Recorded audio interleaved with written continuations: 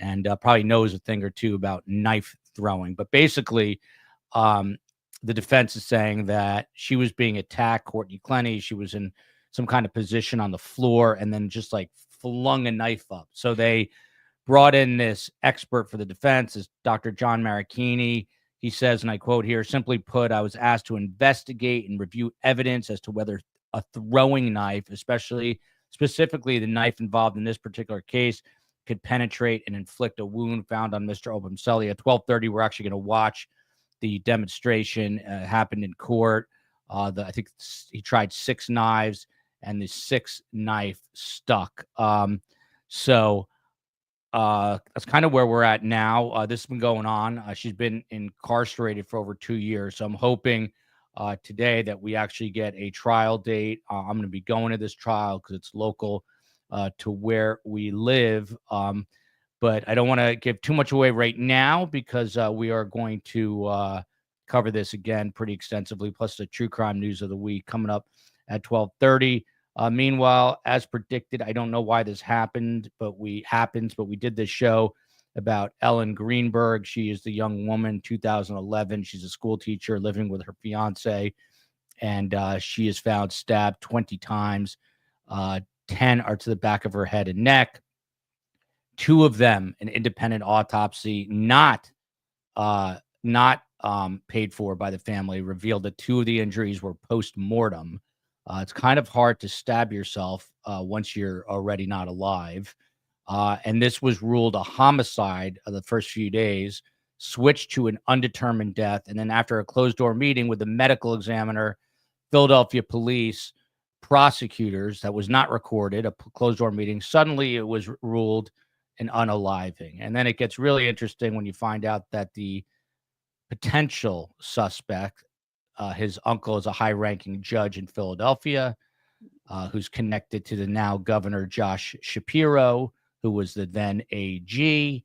A lot of things are not smelling too good about this case, and that is a huge understatement. But for whatever reason, when we do these shows, we get like half the amount of views, which happened last night. So I'm just asking everyone again, please, not for me, but for the family, try to share last night's live. We had Josh and Sandy Greenberg. The parents have spent $800,000 of their own money.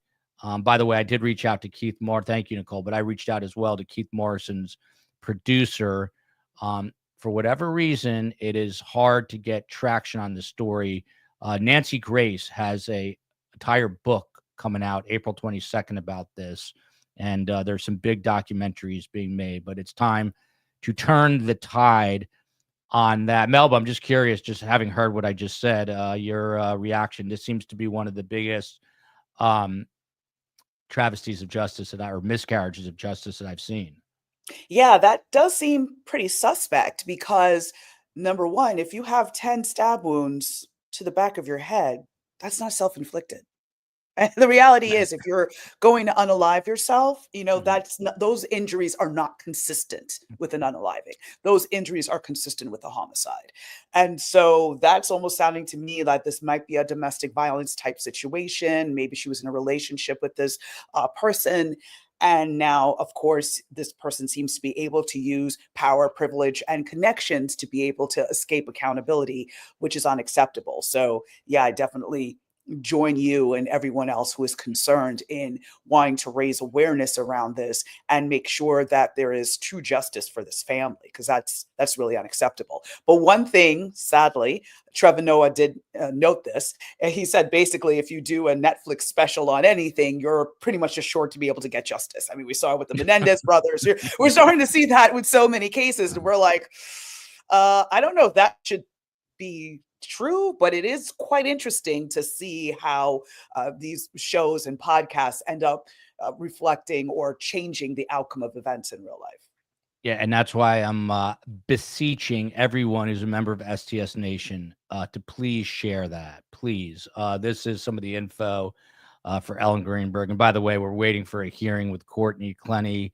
The OnlyFans model has over 2 million subs, or did at one point on Instagram. She's been behind bars here in Miami-Dade County for 2 years for allegedly murdering her boyfriend in some sort of fit of rage. But this is the email here. I'm going to just bring us live to this hearing. These are obviously defendants who are going prior to Miss Clenney.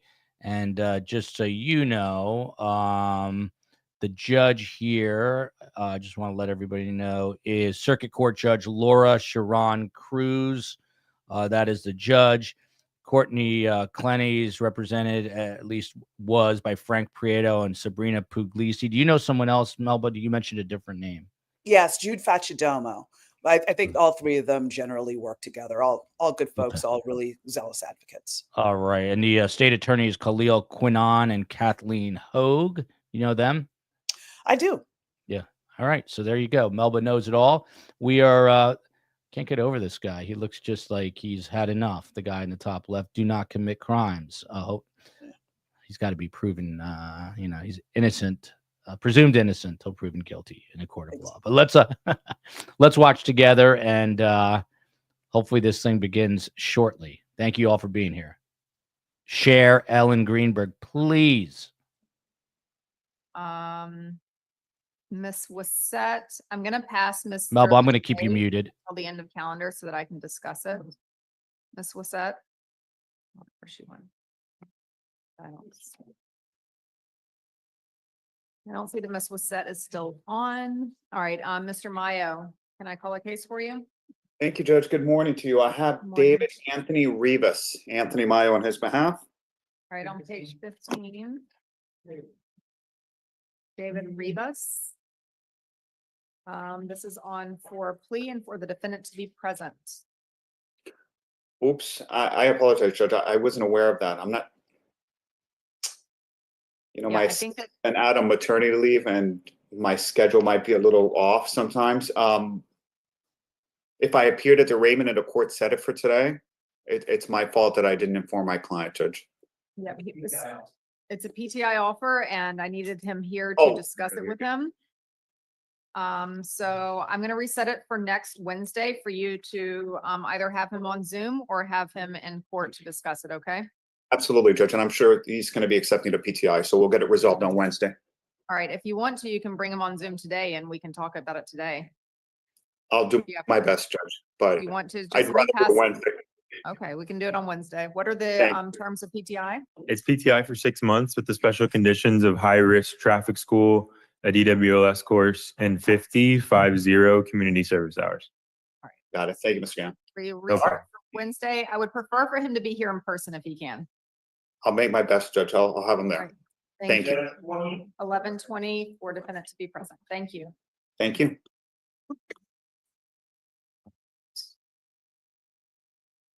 Ms. Petkovich is here for Raul Abrera Garcia. Good morning, Your Honor. Good morning. This is on page 10. Mr. Abiel stepped out as well. Yeah, but I also need, do you guys have anything new for him? Judge Dr. Richardson did file a report. I don't know if you saw it. It does indicate competency. So now we have 2 incompetent and 1 competent. And so whenever Your Honor is ready, I know what I'm going to request. Is this, says Mr. Abiel. Give me a moment so I can get him back in. Okay. Right. Is he back there? Anybody know? He might be. He's out there. Anybody else in court or on Zoom that I can address right now? Okay. I'm gonna go through the calendar. Who do we have in custody? I know that we have Mr. Lachey, but who else? Oh, Antonio Thompson. What's the last name? MPJ. Mexicano. Okay, on page 17. Okay. I have this on for return of property. I also need Mr. Abiel here for that. With full appropriate. We're not going forward with any of those right now. All right, so let me go to the AC calendar, Juanita Hunt. When did Okay, she AC? She was removed from monetary status. I'm sorry? It's really hard to hear you. All right, so she cut her bracelet. All right, and that was back in June, and she had an AC issued for her. 2 cases. All right, State, do you know if you have a plea offer for her? And so this is for Miss Hunt. Juanica Hunt. Yes, I'm checking. I believe.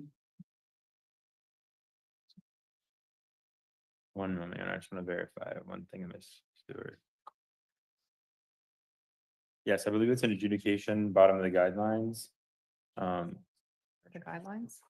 43.95 months state prison to 35 years state prison. Let's go ahead then for right now and put it in the sounding and trial for, It's gonna be an A. looks like an A case. Yeah. Yes, I believe it's gonna be an A.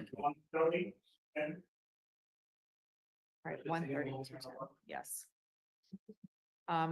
Leonardo Nordello Lascano, also AC issued. When was that issued? On 10/28. All right, was that a trial date? It was a trial date and it was no furthers. All right, trial date, no furthers. Do you know what the plea offer was for that? Yes, Your Honor, it was a withhold, 5 years reporting probation with anti-theft, stay away order and job logs. And Mr. DeCoste indicated that the defendant wanted to accept that, but the defendant failed to appear on the trial day, so the AC. So let's reset this for Monday for plea and bring the defendant over. 11:18. All right, Anna, will you also let Mr. DeCoste know that we have one of his cases set on Monday for plea? The defendant's last name is Nordello Lascano. Yes, Judge. Okay, thank you. All right, yes, I call a case for you. Morning on 19M. Antonio Thompson, Richard Martinez on his behalf. He's in custody and present. All right, so I asked for this to be placed on calendar because I am sending it to backup, as you know. I wanted to know whether there were any motions that needed to be argued before you go to see Judge James, who's going to be hearing it. Apparently there is. Okay, what is the motion? So I do have an oral attendance request from the court. Our victim in this case was previously excluded for failure to appear to depositions. Since that time and since I've had the case, I've had good communications with the victim. I've had the victim come in person on yesterday to prep him for trial. I've also advised defense counsel that I do have good communications with the victim and that I would be able to produce the victim either today or before trial in order for the defense to depose that victim. So this time, the state is requesting that the court will allow the victim to be placed back on the witness list to testify at trial. Okay, and was it done with or without prejudice? It was done with, my notes say without prejudice. And then. That's my understanding, Your Honor. The only thing that this prosecutor didn't experience as we did, and you may recall, this is at least the third, if not the fourth time that a new prosecutor comes in and says, I have good contact. and We set him for deposition twice, doesn't show, we put it on for a rule. So, I mean, I don't know if that's going to happen again this time. Listen, we're gonna keep it on for trial for Monday. You've Well, got today. no, hold on. As far as trial is concerned, I'm arguing right now, pretrial motions in front of Gamma's on a trial that's starting on Monday. So, Okay, so you're not going to trial. yeah, Monday. no. And besides, I mean, I wouldn't want to, I mean, this is a serious minimum mandatory. This is not a case I'm just going to run through a deposition. Okay. Especially when I had every reason to believe that he wasn't going to show. No, and it is true that we've had multiple attempts to have this victim brought in. All right, so here's what I'm gonna do. I'm gonna take it off the trial calendar. What had happened, at the previous sounding setting, it was actually not set no furthers yet. It was at the point that it was going to be set no furthers at the last sounding. So I am going to set it no furthers now, in the next 8 week. And I'm gonna set it for status in 2 weeks. If you were not able to get that victim in for deposition within the next 2 weeks, they're gonna be stricken with prejudice. Understood, Your Honor. Will And you be counsel- able to, if you're gonna be in trial, will you be able to take a deposition in the next 2 weeks? I believe so. All Maybe right, not next week, but certainly within 2 weeks. So I So can the state either will set it coordinate for you on 3 it. weeks, or let's do this. We're gonna set it for status in 3 weeks. Well, 12/6. And that's to make sure that the victim's deposition has happened. If it hasn't happened, then that's, I mean, this is the last opportunity for that. If they don't come in, I'm assuming that they're not coming in. Understood. And then no further continuances for trial, in the next, 8 week. Let's do January.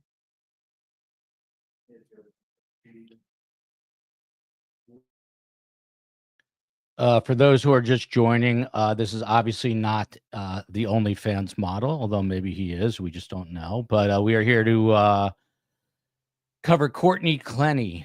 She is the OnlyFans model from Miami, not originally, but was living here. Over 2 million followers on Instagram. Back in April of 2022, on April 3rd, something goes awry between she and her boyfriend, Christian Abumseli.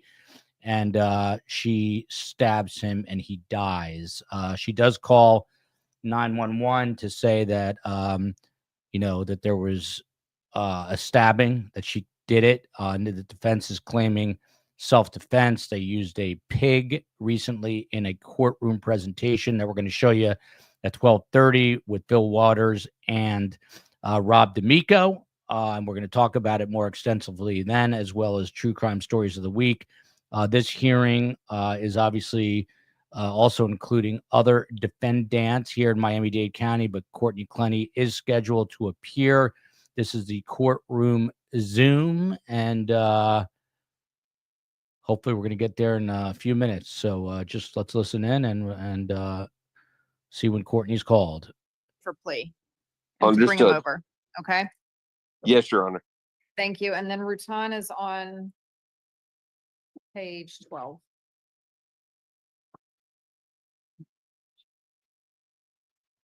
All right, this is just because the clock is ticking. It's one of 2 cases that I have set no furthers for 12-9.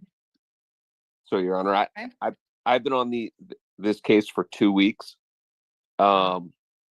Yeah, it's a brand new conflict. I mean, I'm sure that the clerk could share it, but I know that it's a matter of like 2 weeks that I've been on the case. Okay. I'm still collecting and going through discovery and getting acquainted with the client. I just wanted to lay a record on that. I question my ability to be effective on that date. I'm not asking for a continuance at this moment. Let me see, what's the plea offer for this case? What are the guidelines for plea? The guidelines are 30.6 months in state prison to 15 years in state prison. The offer is adjudication, 1 year reporting probation with a special condition of a mental health eval and treatment if necessary, and a stay away order from Patricia Steelman. All right, so I'm gonna keep it on for 12-9 for plea. I'll take it off the trial calendar to see whether or not, since she scores almost 3 years at the bottom of her guidelines, but it's a 1 year probation offer, excuse me. And then we'll see where we go after that, if we need to give it another trial date. Okay, Mr. DeCoste? Yes, Your Honor. All right, so 12-9 for plea. Defense continuance. Did you have any other cases on? I did not, Your Honor. No. Thank you. Thank you. All right, any sign of Mr. Abihoff? No, we could recall the 2 arraignments. We passed, Hayward Walker. Yes, Your Honor. So for Haywood Walker, the defendant scores non-state prison to 5-year state prison, but has felony convictions. So the offer is going to be an adjudication, 3 years reporting probation, with the special conditions of anger management, mental health evaluation and treatment, substance abuse evaluation and treatment, and a stay away order. And is this the This victim? is his mother, I believe. Yes. All right, so I can go ahead and give it sounding and trial dates. Or I can set up the plea. What's Sounding in trial. sounding and trial? 116, 127. And then what is his bond? Status? Pre-trial flirt of $1,000. Okay. All right. All right, so we have sounding and trial dates, okay, and they're set in January, all right? His trial dates are set in January. Okay, so if you want to, you can talk to his attorney about it, okay? Thank you. We also passed Jamar Thompson. Yes. Yes. What are his guidelines and what's the plea offer? Yes, Your Honor. For Mr. Thompson, he scores 12.6 months state prison to 30-year state prison with a 3-year man as a habitual felony offender. State's offers an adjudication, 3-year man as a habitual felony offender. All right, so we're gonna go ahead and give you a trial date, okay? Sounding and trial in a C week. 116, 147. 116 and 127 are your next court dates, okay? All right, thank you. All right, Mr. Abihoff. Let me go back to a couple of cases for you. I have on Zoom, Ms. Petkovich is here for Raul Garcia Cabrera. On page 10, we got an evaluation from Dr. Richardson that was competent. We have 2 incompetent evals, and Ms. Petkovich, what did you want to say? Well, Judge, I would like to have a hearing on this, and I was going to request that the court set it for a competency hearing. All right. Okay, so what I'm gonna do is Ms. Torres is here. This is for Raul Garcia Abrera. Good morning, Your Good Honor. morning. Yes, So we have there 1 was something I competent wanted and to 2 point out. incompetent. They're asking for a hearing. okay. No, yes? No. I mean, because I read, Dr. Richardson's eval this morning. And it was very, very detailed. As to his opinion on Mr. Abrea. But if both sides are requesting a hearing, then I will definitely set it up for one. Okay, so what I'm gonna do is I'm gonna reset it for next week for Ms. Torres to contact the doctors to see when they're available and then what dates we have available, and we'll get a date for you, okay? Sure, Judge. And remember, one of those doctors was my doctor. I can secure dates on availability for him as well. I don't know if she would be contacting him as well, but I was anticipating doing it. So was there an ex parte done on this? There was.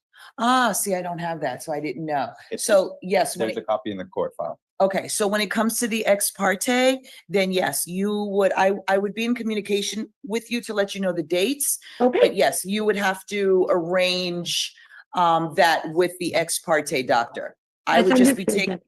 yeah, I would just be taking care of Dr. Sandra Klein and Dr. Richardson. Perfect.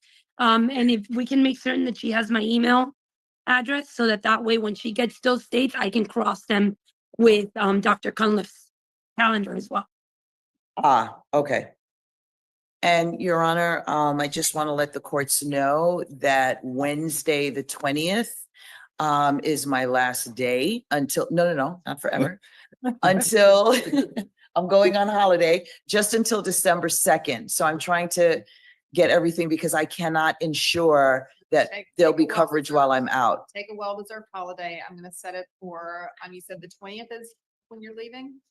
In the afternoon, I'm working that morning, so let's the set it 20th would for be fine. 11:19 or 11:20. Let's do 11:20 then. And you guys can get me hearing dates, okay? Perfect.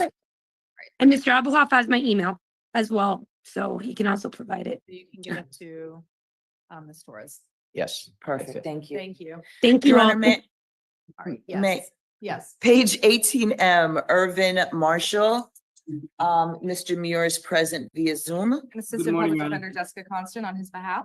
All right, yes, for Urban Marshall.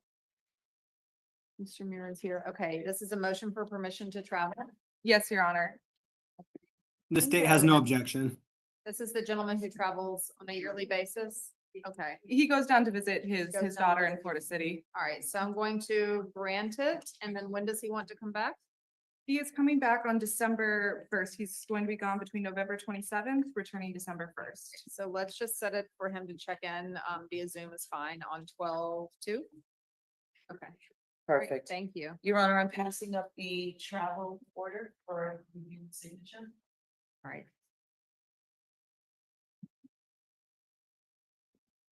Anna, will you call Judge James and make sure that he knows that he's not going forward on, Antonio Thompson on Yes, Monday, that we Judge. won't need that to be set and back up? Will do. Thank you. All right, And page 13, Your Honor, Victor Manuel Hercules. yes. You should have the evaluation before you from Dr. Archer. 13. I wish my There's last a name was total of 3 Hercules. evaluations. Dr. Rivera opines incompetent, no hospital. Dr. Durgan opines competent, and Dr. Archer opines incompetent, hospital. So we absolutely have a 3-way split. Yay, okay, same thing, 11/20 for hearing date, I assume. And Your Honor, I'm passing up the IH order because Dr. Archer opined criteria.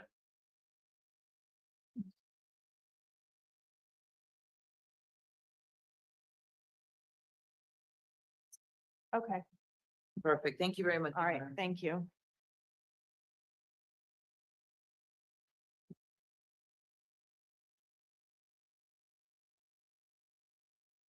While I have you here, Mr. Abihoff, there are a couple of cases that we passed.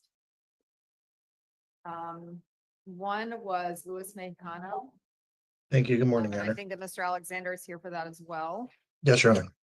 on page 17. This is his motion to return property, Yes, Judge. truck, I think.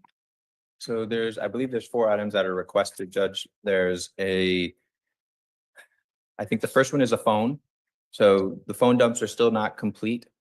So we're still looking to get evidence off of that phone.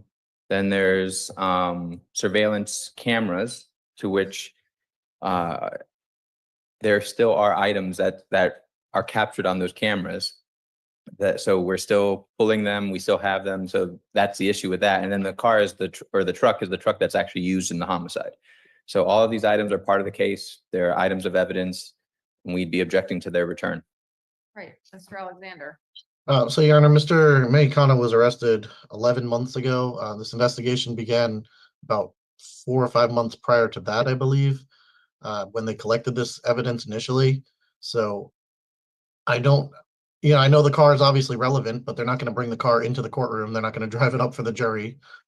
They've had sufficient time to take photographs of the car and present whatever photographs that they will as evidence. This is his mother's car. He's remaining in custody. It's not going back to him. It needs to go back to his mother, who's the rightful owner of the car. And Melba, this just got me thinking real quick. We always see the quote unquote high profile, glamorous trials, right? With the high paid criminal defense attorneys. But this is really the day to day in the American judicial system, isn't it?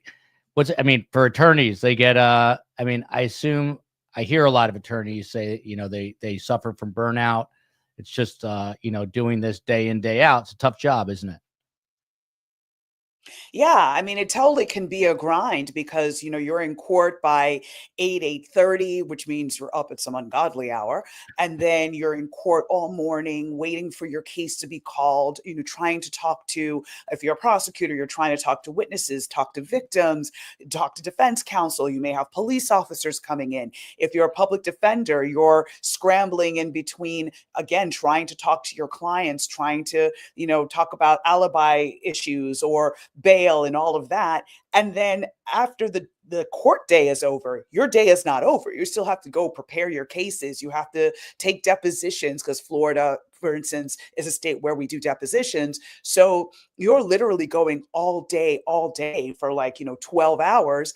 And, if you're a private defense attorney, you may make a little bit more money, but the reality is nobody's really getting rich doing this work. You're doing it because you're passionate about criminal justice. You're passionate about people and you want to serve. You want to serve the public. I don't know what this person does. I always had to be at work at 8 a.m., work until 5 a.m. You must have been like a associate producer in TV news because that's what they used to do to us, is torture us. The other thing, obviously, is people are talking, she's going to very likely ask for bail yet again. She's accused of killing this guy. What is kind of the threshold to meet for a judge to give you bail? You're right here. Well, not at the moment, you're not, but you're living in Miami-Dade County. What are her chances today of getting bail? We're talking about Courtney Clenney, the OnlyFans model. Yeah, I don't see Courtney Clenney getting bail. Usually, the judge is looking at a few factors. They're looking at the risk to the community. Is is there a possibility that when you get out on bail, you're going to reoffend? You're going to hurt someone, you're going to tamper with a witness, something along those lines. Secondly, are you a flight risk? Are you going to grab your passport, take off, and go to a foreign country, especially one where, let's say, there's no extradition and now we can't bring you back? So that's another issue that the judge is going to be looking at. And then also they're going to be taking into consideration your ability to post, bond. So and also just be clear, the term bond and bail is often used interchangeably. So I often slip back and forth between the two, but they mean the same thing. But the judge will also be thinking in terms of what the defendant's ability to pay is in terms of setting any bail number. So let's say, for instance, as we, not to bring up Diddy again and again, but, Diddy is talking about, oh yeah, I can post $50 million bail. Okay, well then if a judge is setting it and saying, well, maybe I don't really want you to get out, they might set the bail at $100 million, knowing that you probably can't meet that threshold so that you stay in custody.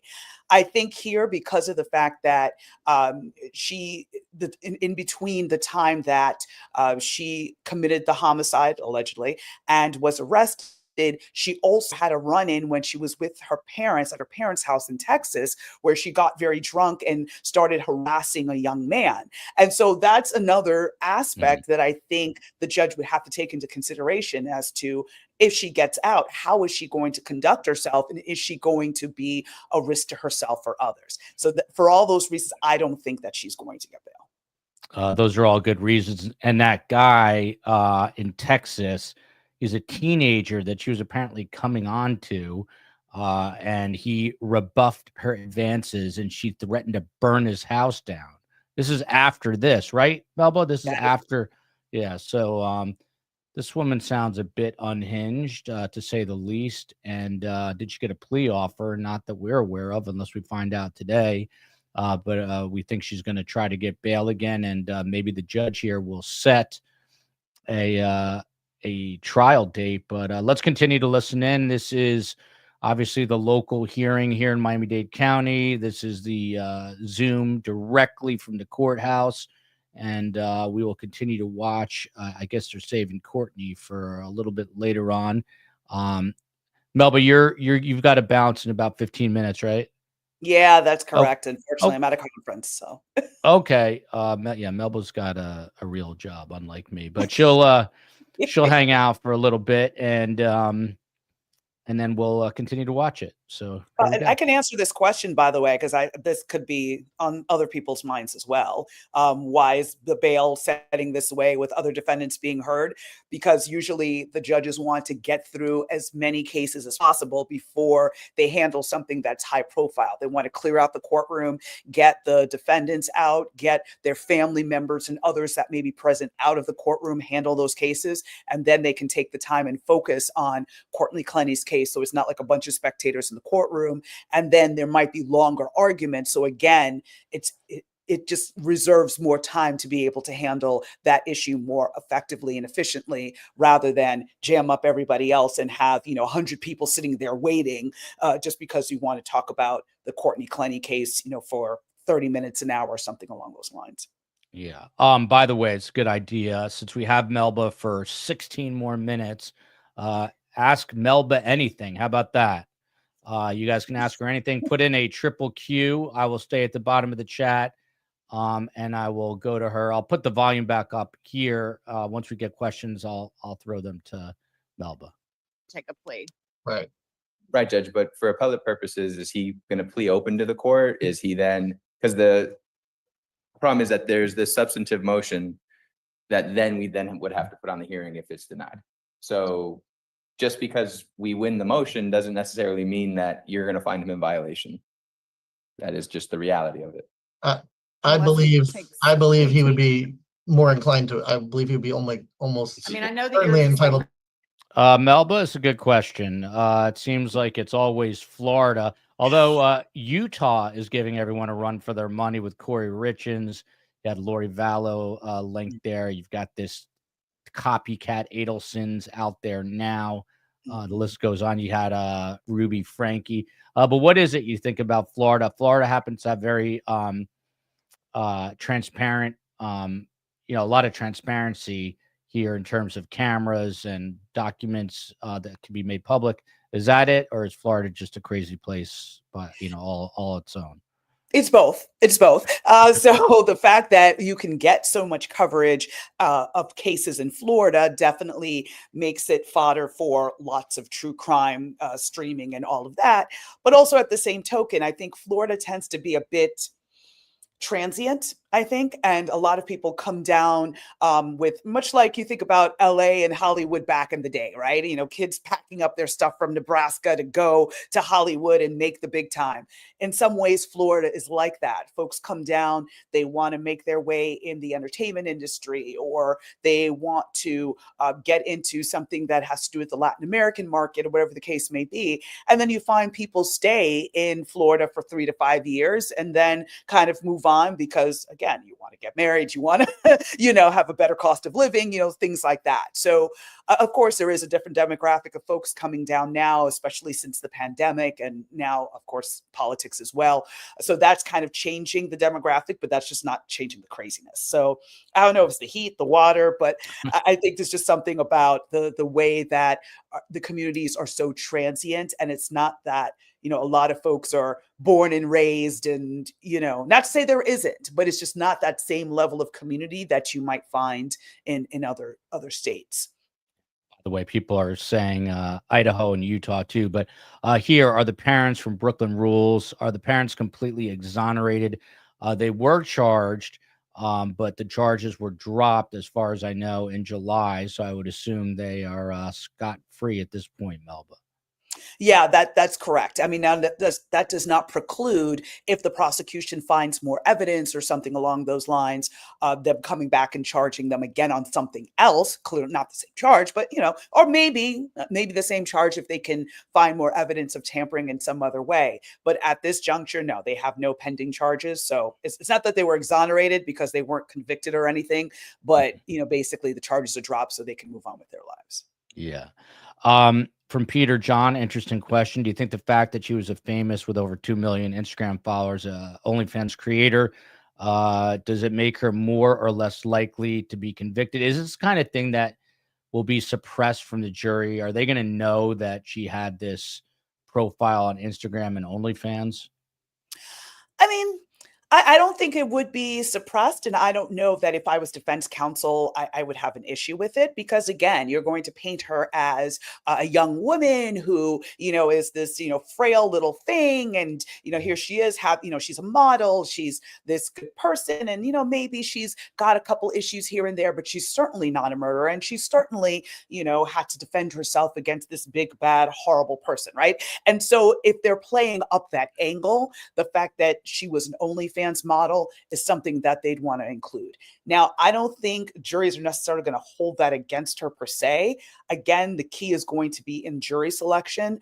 Bringing up in voir dire, which is actual jury selection, when you ask the questions, hey, do any of you do OnlyFans? Do you, follow anybody in particular? Do you have an OnlyFans account? Or do you have an opinion about people who are on OnlyFans and are, providing various types of entertainment? And kind of understand if people have a bias against someone just because they're on OnlyFans. And if they do, they would not be the right juror for that case. So they would likely be disqualified. It would not be able to serve as a juror. So I don't know that the OnlyFans aspect would make it more likely that she'd get convicted. There you go. The petty paralegal. This is my first time seeing Miss Melba. She's awesome. Love you. You always get the best guests. It's not just a tagline. It is our reality. The best guests in true crime, day in and day out. You got Meave Moen behind the scenes, otherwise known as Steve Cohen. And by the way, Steve Cohen on our second channel is going to be coming on with a show. We're still working it out on something at the intersection of these high profile trials and media. Steve has an IQ of about 787. So we're going to have him dumb it down. And he's also a potential stand-up comic. So it'll be must see YouTube TV. This is true. Courtney has aggressive behavior aggravated assault. She has been in trouble with the law in the past, and you heard us talking about after all this happened, before the arrest, I believe she was got in trouble while visiting her parents for trying to seduce a young teen who rebuffed her, and she then threatened to set his house on fire, which isn't very nice. So, we are here. We are waiting. I'm going to put the volume back on, get more questions. I'll ask them, and then Melba's going to be heading out in just a few minutes. Here we go. Love Melba. Look at this. Love Melba's jewelry. She's always looking extra. There you go. There you go. That's why I'm the resident legal diva. Yeah. I love that name. Failed to appear twice, then appeared for an in-person deposition in my office. We got through most of the deposition, but not everything, until he stormed out of my office. So we were not able to complete the deposition. I've since reset him twice, and he still has not appeared for deposition. All right, and state, have you spoken to him? Yes. The state has witness James Johnson, who is a relative of Earl Gathers, and he would like to address the court regarding the rule to show cause. There is information that he can provide that Mr. Gathers is interested in proceeding with this case and does want to cooperate. But Mr. Johnson, could you address the court? Mr. Johnson, you have to unmute yourself. Can you pass this case for a second? Sure.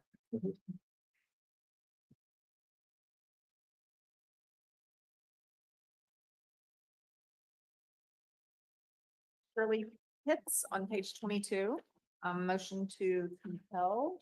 Yes, Judge, I've since received some photos I didn't even know existed.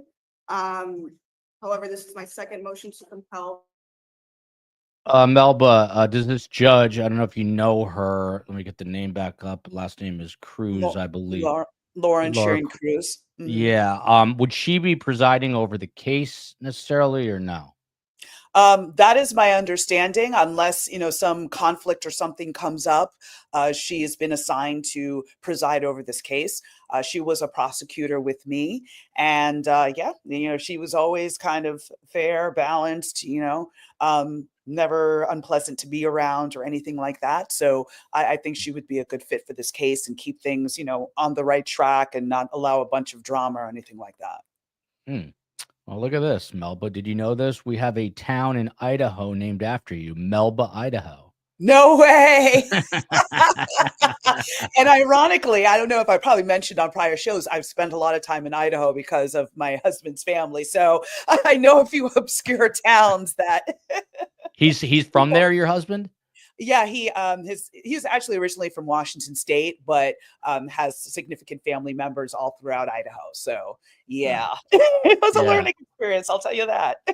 Yeah, Idaho's a beautiful place. Sadly, this week was 2 years since the horrible murders at the University of Idaho. We did a show on that. I was actually in Idaho at the time that this happened, so I remember the Whoa. coverage and everything. It was just so intense. Yeah. Yeah, really crazy. And that's going to be a mega trial. It's supposed to start August of 2025. So for this case, still no trial date set. I believe there were 2 previous trial dates that both fell by the wayside. Has horrible Courtney appeared yet? No, not yet. We are waiting for it. And we will be here for it. Melba, I know you're going to have to jump in a minute. So feel free. I don't want to keep you past your time to leave. We got a mahalo here for you. But yeah. All right. Well, thank you, Melba. Appreciate you being here. You're there for a legal conference? American Society of Criminology. So doing 3 presentations on hate crimes as well as community engagement. So that's going to be my next 2 days. Wow. Well, you know what? Next year when you go, let us know. Maybe we'll go and we'll do podcasts live from there. That'd be cool. That would be amazing. Let's make that happen. All right. Awesome. Excellent. Well, thank you for joining us, and we'll get you back on soon. Will do. Take good care, y'all. All right. Take care. Bye-bye. And we're going to continue now just to watch this without the great legal mind. But here we go. 500. We are waiting for Courtney Clenney here. All right. There was no PC found, I think, for those. So do you have a bond on counts four? One was, Was what? it was 5,000, 1,500, 2,500, and 500. It's weird on. Let me see the copy of the rest of it, David. The information on October 7th. She said count one, 5,000, 5,000. and no prejudice. Oh, maybe she meant, what was count one? 5,000. 5,000. What was count two? 1,500. 1,500. And count three? 2,500. Okay, and count four. 500. Four is 500. Okay, so count one will be 2,500. Count two, you said was 2,500? 1,500.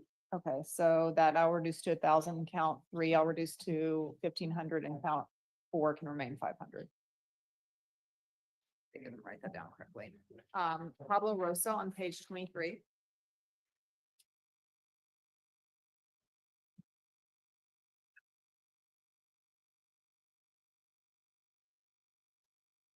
Yes, Judge. So I have received some discovery just this morning in court. I haven't had an opportunity to go over all of it, but I did receive some offense incident reports, the stolen property receipt, photos, and in those photos, the consent to search form. Also based off of the crime scene reports, it looks like I'm also missing the full latent print report. And then I'm still missing the fire investigator report, CCTV, property receipts, lab request form, and lab reports. Okay, so I'm going to grant it for everything else. So you are missing property receipts. You've got the stolen vehicle report? Yes, I did.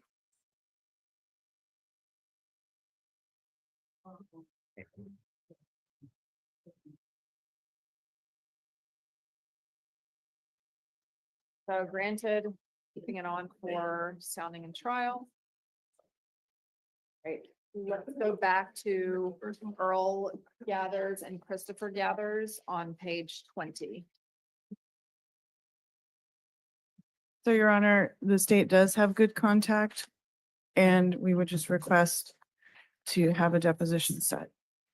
Judge, just based off of how Earl Gathers behaved during the deposition, I would request that he either appear on Zoom or appear in So court. where, if we have Mr. Johnson, why can't I have Mr. Gathers? Hello, Yes, Mr. Johnson, I don't really need to hear from you. I need to hear from Mr. Gathers, okay? I appreciate the fact that you're here, but I need to hear from Mr. Gathers himself. okay, all right, the judge, okay, Thank you. you're welcome. All right, can we get Mr. Gathers himself? The state tried several times to reach him by phone. He is working, and So Judge, we do have the ability to get him to appear at his deposition. The problem is getting him to come to court. We know this was on calendar. We attempted to get him. We could only get Mr. Johnson, which doesn't fit the need that Your Honor is looking for. No. So we are asking to give us an opportunity, one last opportunity before Your Honor excludes him, to have him Right. appear. I'm issuing a summons for him. He needs to appear in 2 weeks on Zoom himself. Not excluding him. I'm not issuing the rule to show cause for him, but I am issuing a summons. He needs to be here in 2 weeks. And then if he doesn't appear himself, then it will be a rule to show cause. All right, that takes us through everything, I think, except for Mr. Lachey. Is there anything else that needs to be addressed besides Mr. Lachey? Yes, Yes, Judge, on page 1, it's Hayward Walker. Walker. Okay, It's that arraignment we addressed. We Yes. called corrections to have him brought on Zoom, but his mother is still present and would like to request to change the stay away order to a no harmful contact stay away order. okay. All right. Okay, Ms. Espinosa, Who are you here for? Your Honor, I was noticed for Luis Mexicano, motion for return of property at 10:30. Okay. We addressed it already. I don't think that I realized that it was on for 10:30. But I denied it. Was there anything that you were in agreement to turning back over? No, Your Honor. Okay, so it's denied, for the duration. So until the case goes to trial, probably. Okay. Thank you, Your Honor. All right, thank you.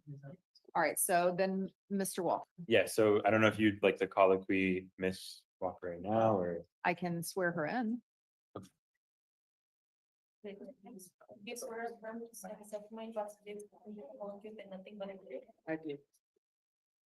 All right, one moment.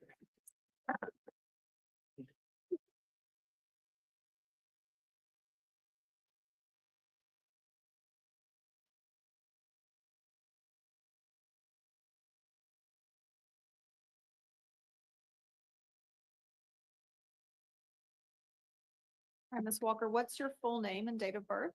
Cynthia Elaine Bethel, October 1st, 1949. Okay, so Ms. Bethel, you are the listed victim, in your son's case. My understanding is that you would like to modify the stay away order? Yes, All right, I need for him to be brought on Zoom so that I can talk to him about that. I can talk to you a little bit about it, but, I need to also talk to him. So he's in custody right now. I don't know whether he's going to bond out, but if he did bond out, would you be in fear of him? I wouldn't be in fear of him, no. But I know he can't come live with me. No. Yeah, but no, I'm not in fear. So we can make sure that he doesn't live with you. I can modify the stay away order. It means that you still have a stay away order in place. It's just a modified no harmful agreement, which means that if he demonstrates any threatening behavior, which includes words, it includes verbal threats, it's anything. You'll have a copy of a stay away order that you can show the police when you call them to say, listen, I'm still under the court's protection. And he's going to be, if he were to be released, he would be rearrested, immediately for violating that. So I can modify that. You just have to, realize that it will be on you to call the police if you feel threatened in any way, and let Yes. them know that you still have, this modified no harmful contact order. Okay. Yes, But I need to also go over that with him. Okay. That will allow you to, if you choose to visit him, if he remains in jail, if you choose to visit him, you can. Okay. So let me see if we can get him on Zoom. Officer Perry, you're trying to get him on Zoom? Yes, sir. Okay. All right. So we have sounding and trial dates in January, and then I'll go over that with him. Okay. Anything further before I go to Mr. Lachey? All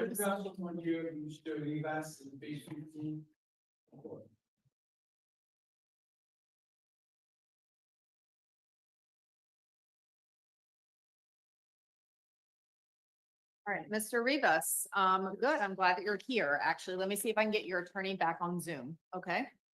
All right, so the state has offered you an offer that can get your case dismissed, but I need for him to be here so he can, at least on Zoom, so that you can talk to him about it. Do you want to go out and call him and see if he can just pop back Yeah, on Zoom? I'll- Okay, thank you.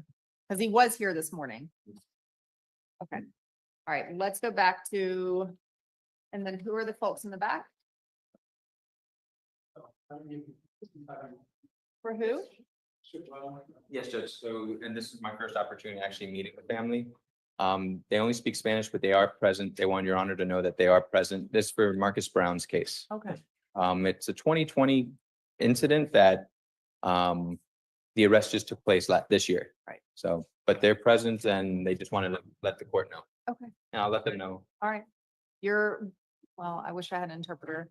You can interpret for them. Just tell them that they're welcome to come for any court hearings that they choose to be here for. If they want to be here every time, they can absolutely be here every time. I said it in January 15th, I think. Yeah. January 15th is the next court setting and they're absolutely welcome to come. Okay. All right. So let's go to Mr. Lachey. There are only 7.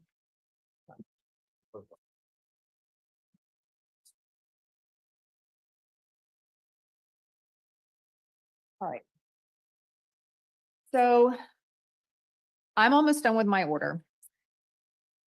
Miss Wissett and Mr. Lett, just to give you an idea, I'm actually going to allow for there to be limited testimony from every single one of the victims in the case.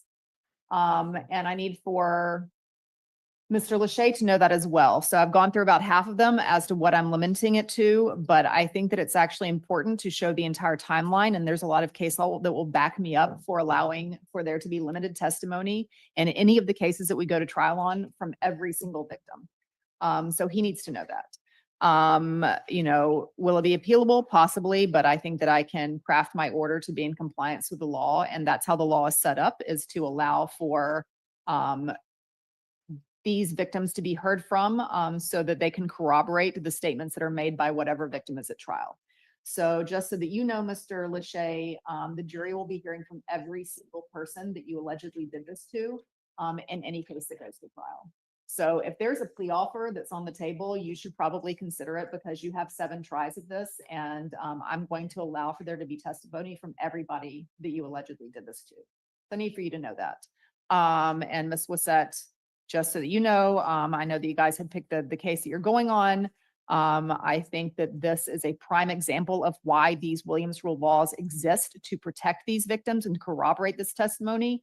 And this is the exact case that the jury needs to hear from everybody. So I want for this case to go to trial next year. So I'm going to finish my order. And I want to go ahead and give it sounding and trial dates. So it's going to be specially set at some point in time next year.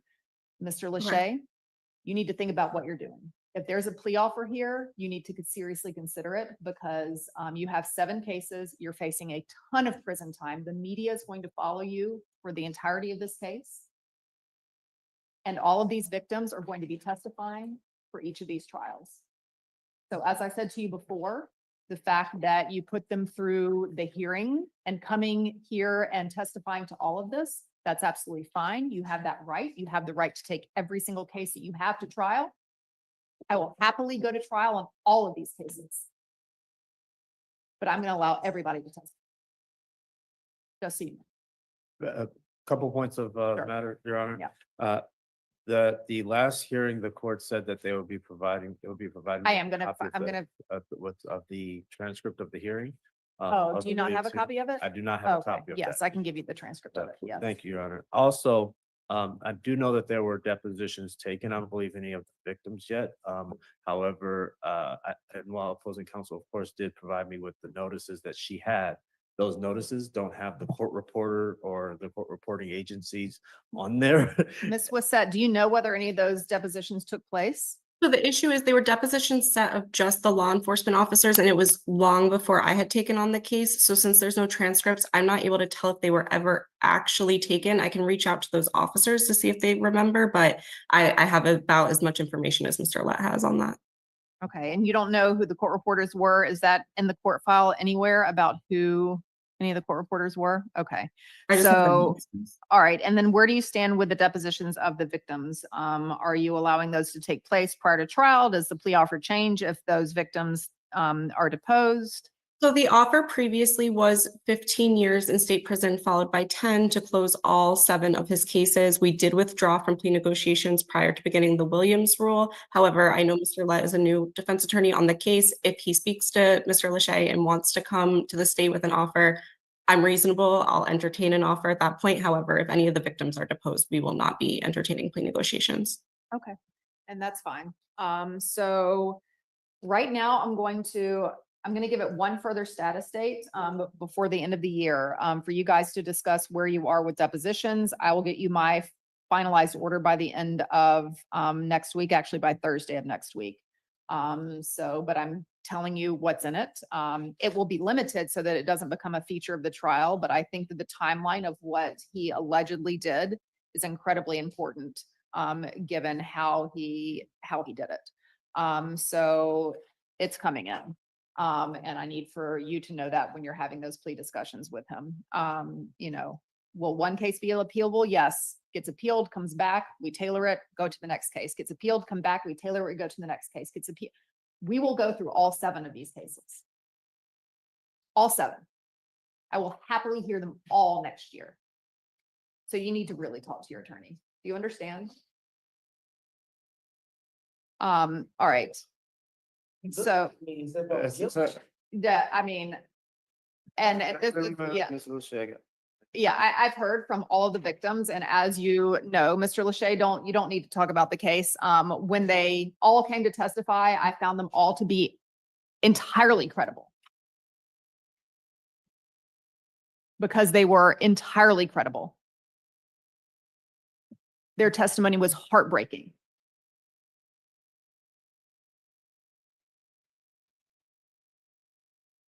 So, I mean, one of the harder hearings that I've had to sit through.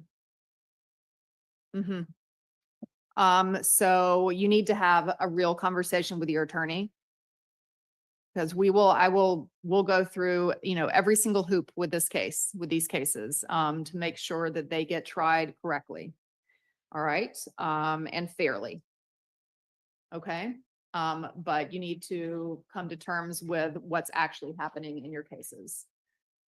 All right, so I will set it for one further status at the end of the year.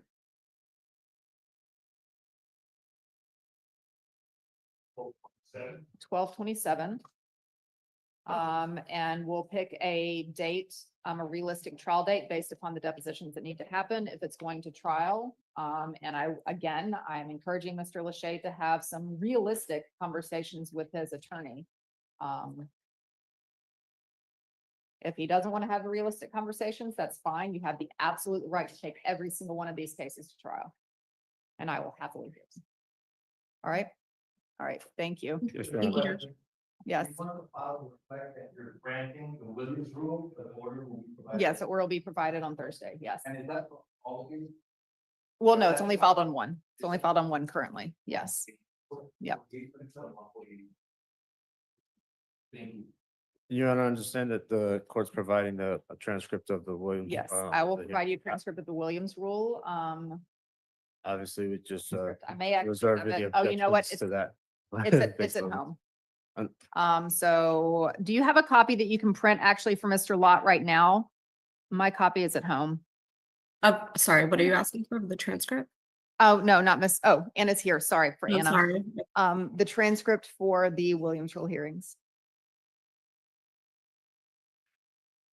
And regarding the other depositions, short of, this was that, speaking to the officers, I guess, I mean, really, we need the court reporter agency information. I don't know how to, unless if it's in CJIS, that's the only place that I would know to look for it. And then Ms. Wissett. The only other thing that I know that, his prior attorney has an attorney taking over for, resolving her matters.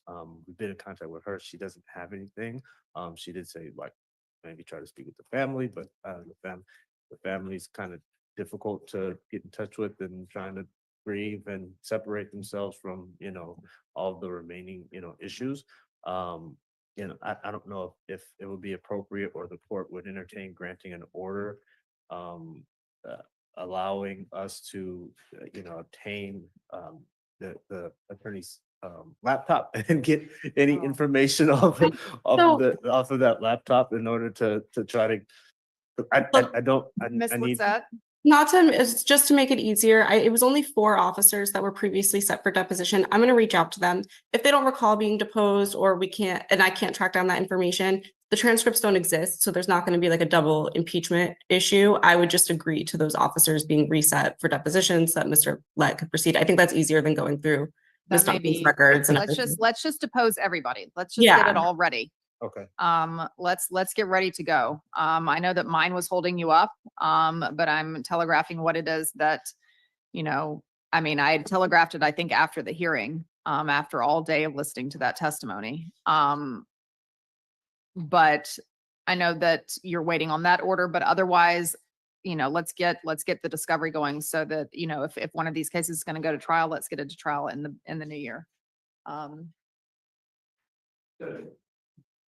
Can she send it just to your email? Of course, absolutely. Okay, because it's Yes, 300 pages. that's easier. That's for me as well. Thank All you so right, much. so she's going to send that to you now.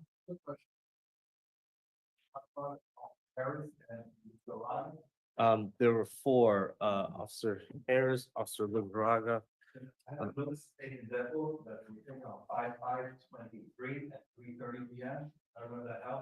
Narrow down the corridor. And we don't know who it was taken by the defense. I don't know if the defense counsel, used their own, like, separate court reporting agency. There's nothing on there. And so, So let's reset. Let's just have everything reset. And And we are being joined by Dr. Patrice Berry. Thank you for being here. She was just in the chat, and now she's here. She's going to give us some of her own insight into Courtney Clenney. She's a psychologist. The practice is in Fredericksburg, Virginia, Four Rivers Psychological Services.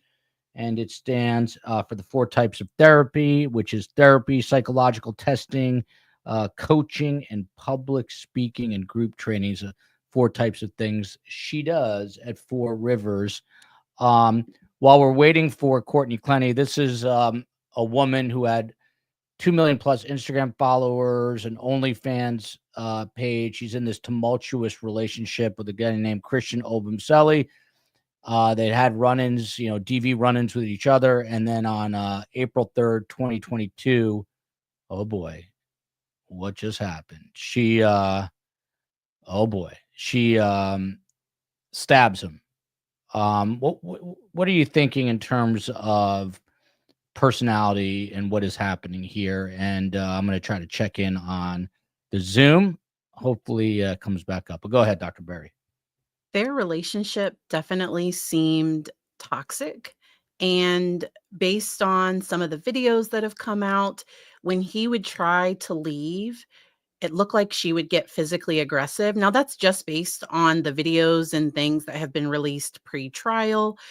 And also looking at the elevator video as well, because I think that was the day of the incident that they were already in an argument.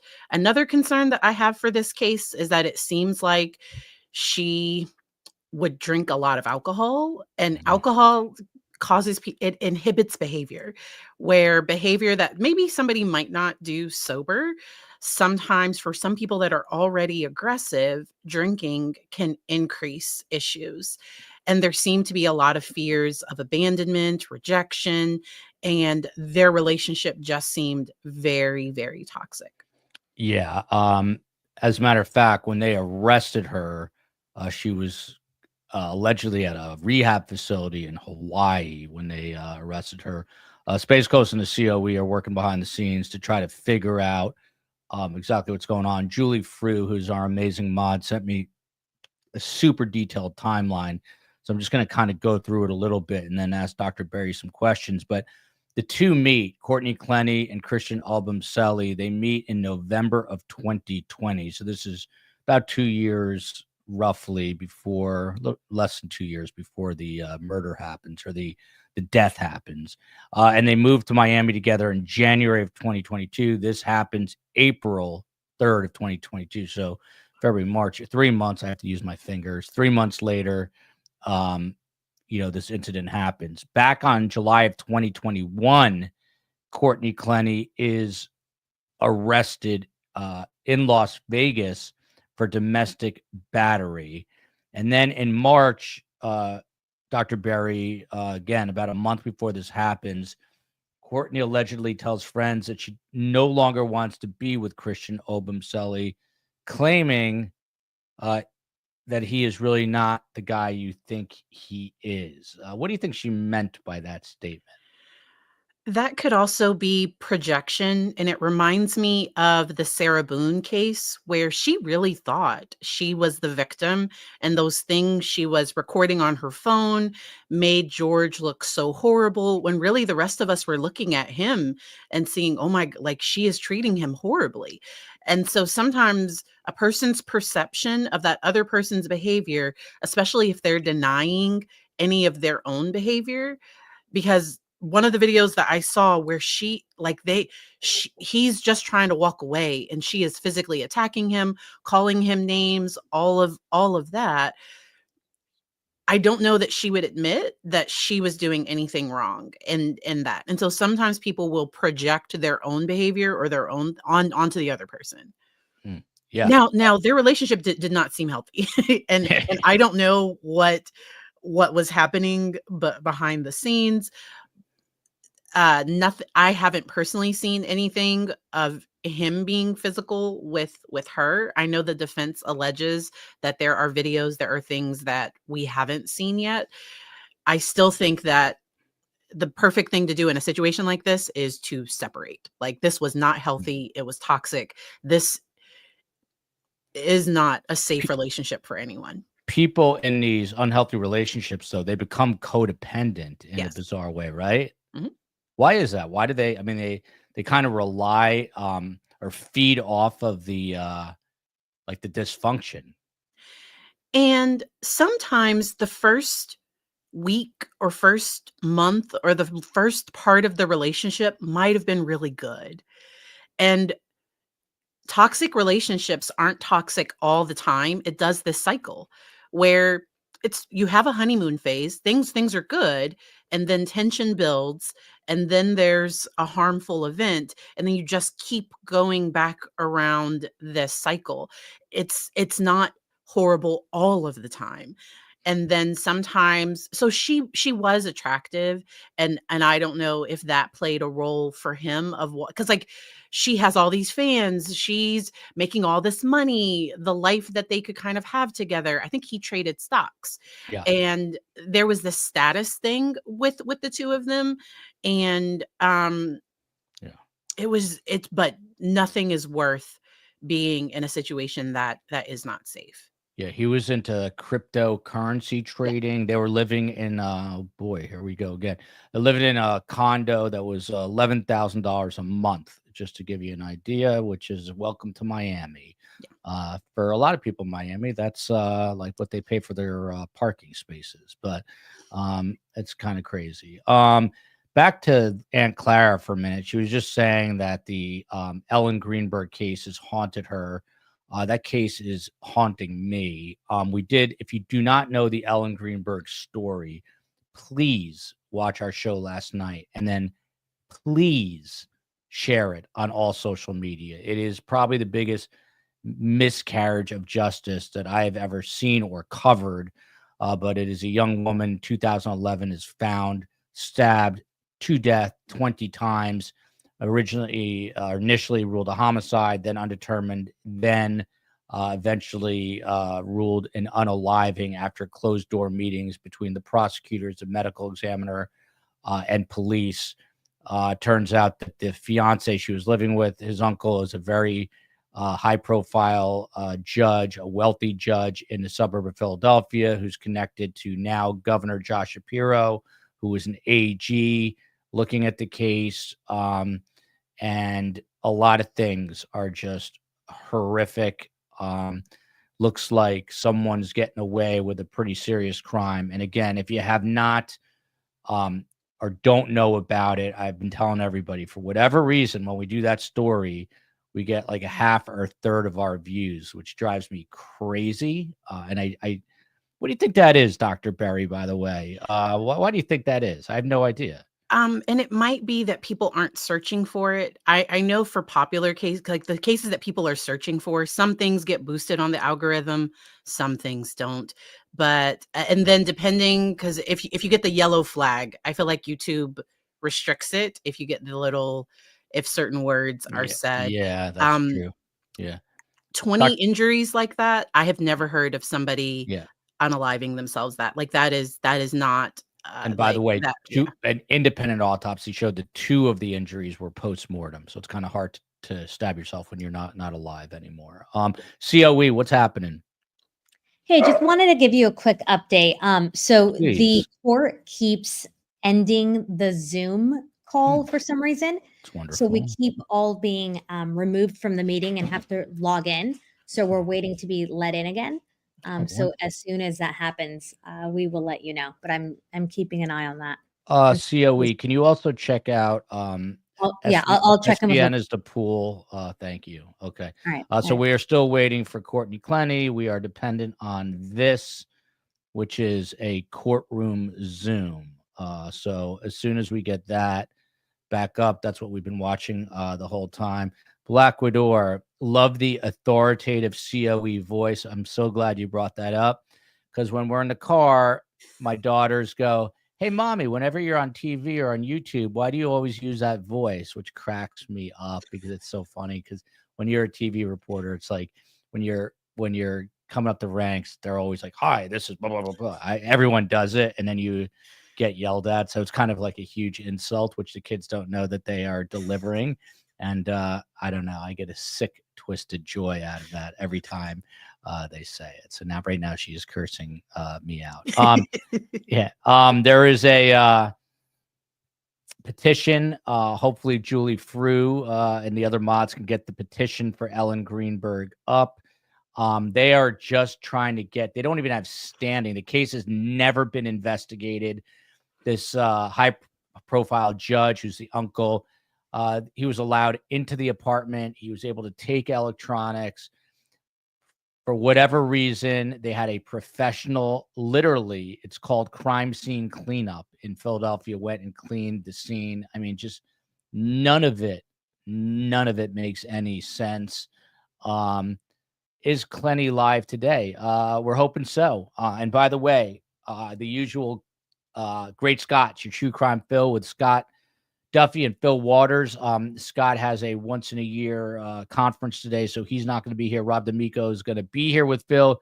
We're going to talk about this case. It's been a brutal week. We covered the 4 brutal murders at the University of Idaho.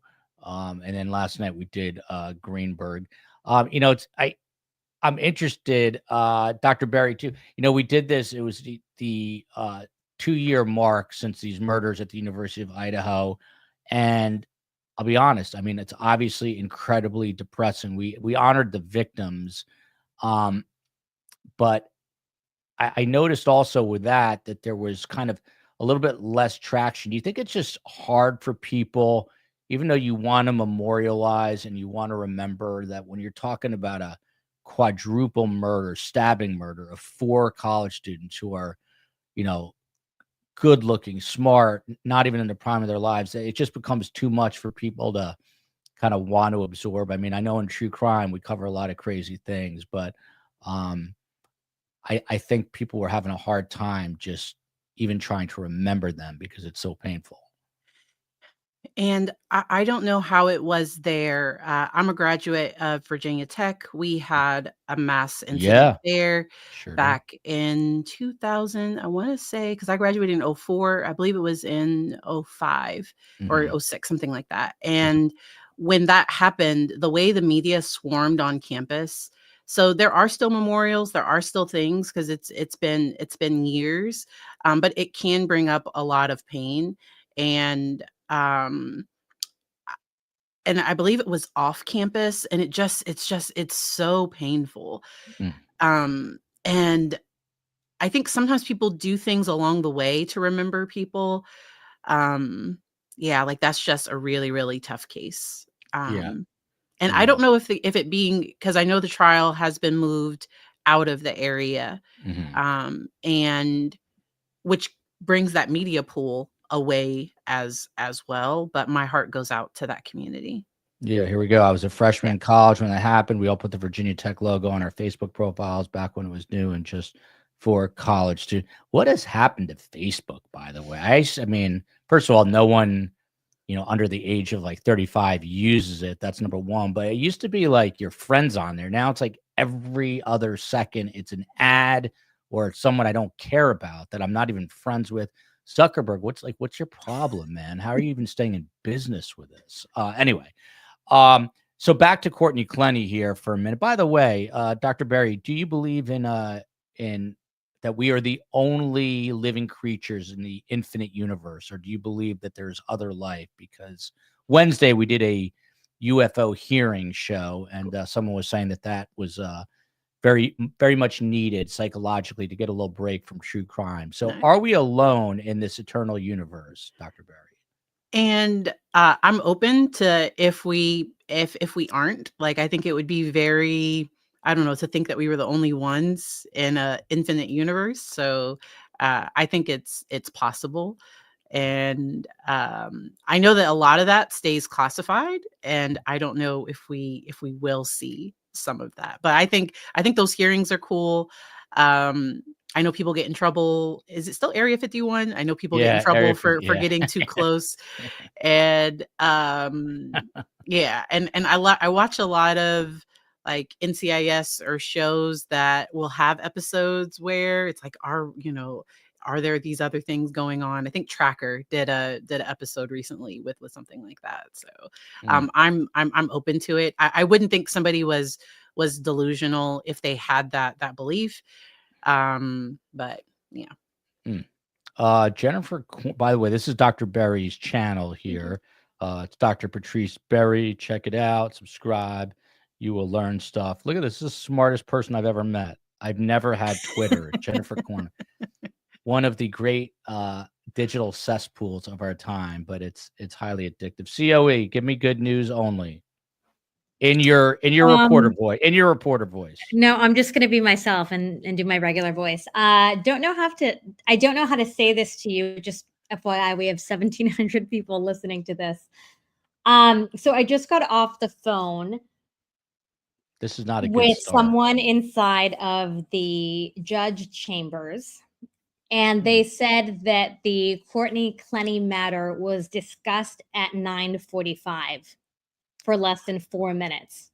What not we were on. What are you talking about? How's that possible?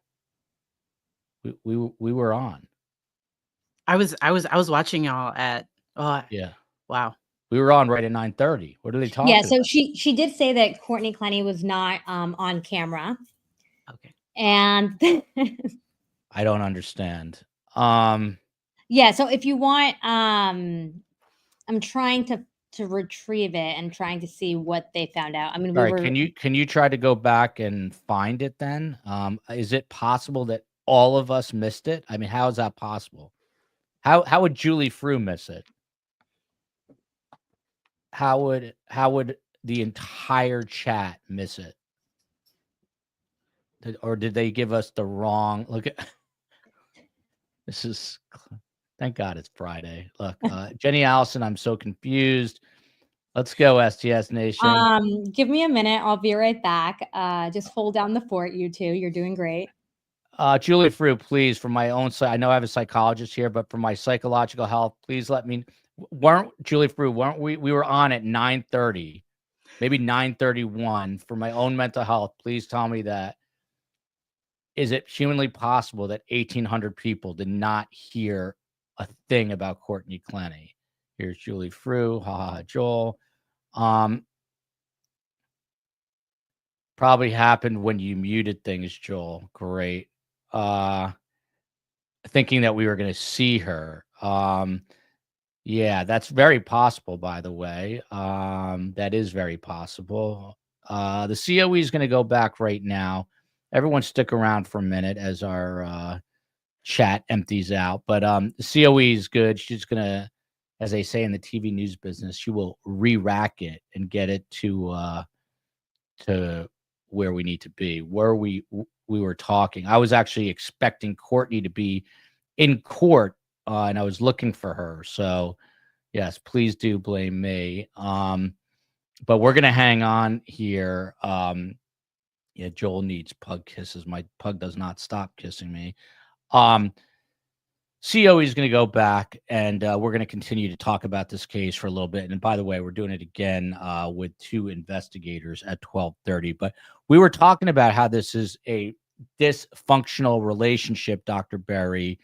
And so they broke things off. And then he moves back in. Christian Obumseli moves back in with Courtney Clenney on sad day, April Fools. They should have known. April Fools of 2022, April 1st. Then on April 2nd, so he moves back in on April 1st. April 2nd, police respond. This is now that infamous elevator video, right? So on April 2nd, police respond to a call about a disturbance and arrived to find that Clenney had kicked Obumseli out of their house again, and he allegedly tried to follow her into the elevator. Clenney asked cops for a restraining order, but that's the video where she's beating on him, claiming that he stalks her. Christian Obumseli later returns to the apartment that day, and they seem to patch things up. The next day, all hell breaks loose. But what about up to this point? I mean, it's obviously incredibly volatile, but not even a day has passed. I mean, we're talking about minutes and hours of for the volatility to kind of creep to the surface. And some people can confuse that toxicity for passion and love. And it really does just break my heart for his family, because in a relationship like that, where because he probably could have pressed charges against her for what happened in the elevator, and I don't know that he would have. And with the George Torres case, we talked a lot about male victims of DV and how sometimes they don't come forward. So I don't think anyone has a right to put their hands on anyone. I think if things are that escalated, you walk away, you leave. And her idea of him stalking him might have been him trying to come home. Like that might have been her idea of him stalking her, or like just wanting to know, where are you? When are you coming home? Or something like that. Like that could have been the idea of stalking. And I'm interested to see what comes out during trial, especially some of the digital evidence, because I'm sure there are probably messages. There's probably more to this relationship that we have not seen. Yeah, well, her parents, and she, the parents were charged for trying to hack into his computer. So there was obviously something. By the way, can you guys let me know, am I completely out of focus, or can I just not get the smudge marks off of my glasses? I don't know which it is. Lindsay Gandy, who's a friend of the show, do you think they were love bombing each other in the beginning? I don't even know what that means. What is love bombing, and were they? Love bombing, it comes out of research on narcissists that How did I become my dad all of a sudden? Go ahead. I don't know how this happened. I used to be the youngest guy all the time. Now I'm the oldest, and I don't know what words mean, but go ahead. With love bombing, it's where they're really positive. So it's where on the first date, they're asking you to marry them. Like they're the best love. Like this is the best relationship ever, but there's no actual depth to the relationship. And individuals that are not safe in relationships often start off with love bombing because they want to get the person very attached quickly, because there is going to be harm that comes. And some people confuse that love bombing for that true self, and maybe they can get back to that part of the relationship. And I think sometimes people because sometimes they'll say, oh, she's so crazy, or he's so this, or he's so, and I don't want to minimize if something is unsafe. And based on what I've seen, their relationship did not seem safe. And the reason why I say safe is because people will often argue about, if I'm saying that I think they might be emotionally harmful toward, or physically harmful. They might just be like, oh no, they might minimize it. But do you feel safe with that person? Because often they'll say like, no, like I'm walking on eggshells. I never know when they're gonna go off, or what mood, or when she drinks, this is what happens. Because it did seem like she was more erratic when she drank, based on some of the things I've seen.